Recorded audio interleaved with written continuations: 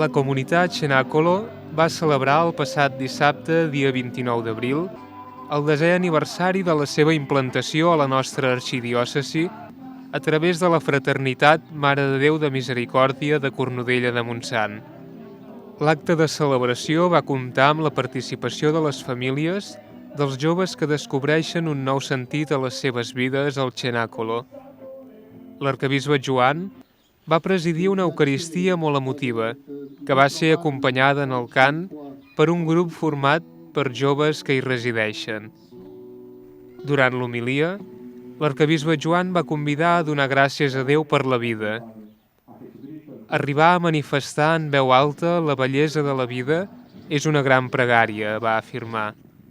I la pregària ens encamina a Déu juntament amb els germans de la comunitat. Ens encamina de les tenebres a la llum i ens porta pels senders que transiten des de la nit fosca de les ànimes fins a l'experiència radiant de Jesús. Finalment, Planelles va donar gràcies a Déu per la fecunditat del treball, per la fortalesa de les decisions personals, per la confiança, per la donació, per la dedicació dels responsables, per la col·laboració de tanta gent, per la passió de tots vosaltres, per la complicitat de les famílies i per tantes altres coses que han fet possible aquests 10 anys de la comunitat Cenacolo a Cornudella.